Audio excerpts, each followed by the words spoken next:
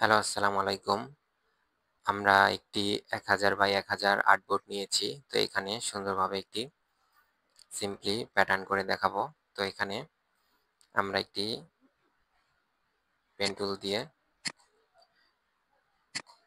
একটা স্ট্রোক এঁকে নিব।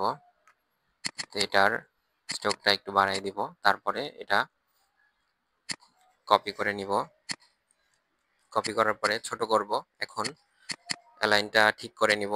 এখান থেকে যেকোনো একটা অপশন সিলেক্ট করে আমরা একটা প্যাটার্ন করব। তো আমরা এই অপশনটা নিলাম। এখান থেকে উপরেরটার একটু স্ট্রোক কমায় দেওয়ার পরে এখান থেকে ব্লেন্ড অপশন থেকে ব্লেন্ড টুলটা সিলেক্ট করে নিলাম।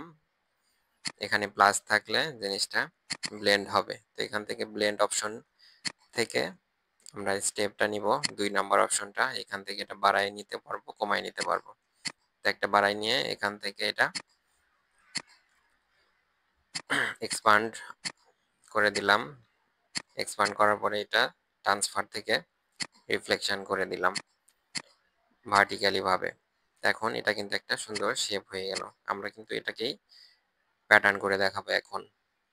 তো এটা ডুপ্লিকেট করে নিলাম, ডাবল করে নিলাম। এখান থেকে আমরা ফিল কালারটা রেখে কালারটা চেঞ্জ করে দিলাম। ২ টা কালার নিলাম। এখন সিলেকশন অপশন থেকে মুভ টুল আনলাম। ডাবল ক্লিক করে এখান থেকে যেহেতু আর্টবোর্ড ১০০০ ছিল তাই ১০০০ সিলেক্ট করে কপি করে দিলাম। তাহলে একটা কপি হয়ে যাবে। তারপরে ব্লেন্ড টুল থেকে আবার সিলেক্ট করে ব্লেন্ড করে নিলাম। এক্সপান্ড করে দিলাম ব্লেন্ডটা। আবার মুভ টুল থেকে অপশনটা নিয়ে এখান থেকে আবার কপি করে দিলাম। তারপরে এটা আবার ২ টা সিলেক্ট করে নিলাম। সিলেক্ট করে এখান থেকে আবার ব্লেন্ড করে দিব। একটু জুম করে নিব। যদি পাথে চলে যায় সিলেকশনটা তাহলে কিন্তু নষ্ট হয়ে যাবে। এখন এইখান থেকে আবার ব্লেন্ড অপশন থেকে কিন্তু আমরা ব্লেন্ডটা ঠিক করে নিব। তারপরে একটা ব্যাকগ্রাউন্ড কালার দিয়ে দিব যেকোনো একটা। এটা অ্যালাইন ঠিক করে আচ্ছা আগে আমরা ব্যাকগ্রাউন্ডটা দেওয়ার আগে আমরা ক্লিপিং পাথ করে নিলাম জিনিসটা। তারপরে ব্যাকগ্রাউন্ড করে দিব।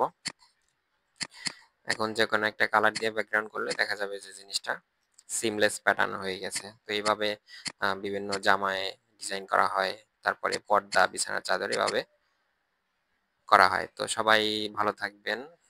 সাবস্ক্রাইব করে রাখবেন চ্যানেলটা। আগামীতে অবশ্যই সুন্দর, সুন্দর জিনিস শেয়ার করব আপনাদের মাঝে। ধন্যবাদ।